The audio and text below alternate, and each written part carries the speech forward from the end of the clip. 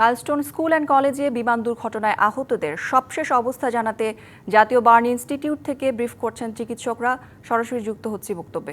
অবজারভেশনে রাখছি, তারা ছাড়পত্র দেওয়ার মতো কয়েকদিনের মধ্যে আরও কয়েকজনের হবে। বুঝতেই পাচ্ছেন যে সমস্ত রোগীগুলো কেবিনে আমরা শিফট করছি, তাদের অবস্থার যথেষ্ট উন্নতি হয়েছে, কিন্তু কিছু কিছু বিষয় আছে, ড্রেসিং করবার মতো আরও বিষয় আছে, কারণ আবার বাসায় পাঠাতে হবে, আবার ড্রেসিং করতে হবে। এই জন্যে আমরা চাচ্ছি যে আরও কিছু দিন তাদেরকে রেখে যেভাবে করলে তাদেরকে মিনিমাম কোনো হ্যাসেলের মধ্যে যেতে না হয়।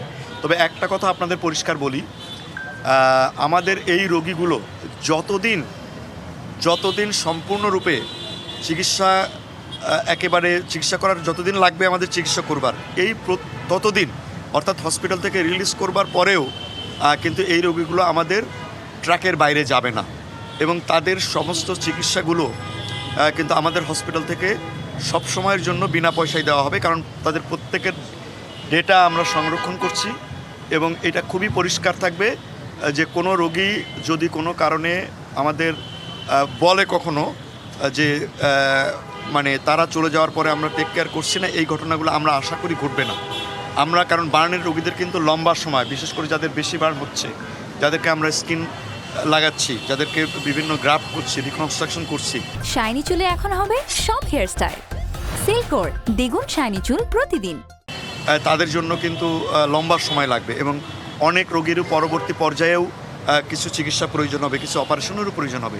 সে ব্যাপারে আপনাদেরকে আমি আশ্বস্ত করতে চাই, এই বিষয়টা আমাদের পুরোপুরি আমাদের ডেটা সংরক্ষণ থাকবে, এবং আমাদের যে রোগীগুলোকে আমরা ছুটি দিচ্ছি বা দিব, সেগুলো তাদের জন্য নির্দিষ্ট আমরা রুমের ব্যবস্থা রেখেছি আউটডোরে আরএসের তত্ত্বাবধানে। সুতরাং এই বিষয়গুলো আমরা সম্পূর্ণ অর্গানাইজভাবেই করব।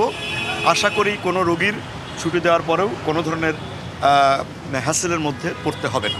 এটুকু প্ল্যান আমরা করে ফেলেছি। পুরো জিনিসটা আমাদের একেবারে অর্গানাইজভাবে আমরা প্ল্যান করেছি। আমার মনে হয় যে আর তেমন কোনো প্রশ্ন যদি না থাকে।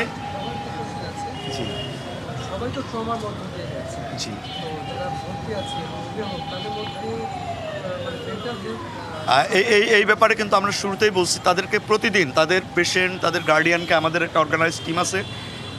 আমাদের প্রত্যেকটি জানেন যে আমরা এই রোগীগুলোকে আমাদের 6টা ইউনিটে ভাগ করা হচ্ছে। এই ইউনিট চিফগুলো যারা আছেন তারা প্রত্যেকে তাদের সঙ্গে তাদের মতো করে কাউন্সেলিং করছেন। এর বাইরেও সাইকোলজিক্যাল সাপোর্ট দেওয়ার জন্য আরেকটা স্পেশাল টিম আছে, এবং আজকে নতুন করে আরও পরবর্তীতে কিভাবে দেওয়া যায় সেভাবে আমাদের মন্ত্রণালয়, আমাদের উপদেষ্টা মহোদয়, আমাদের সেক্রেটারি স্যার এবং ডিজি স্যার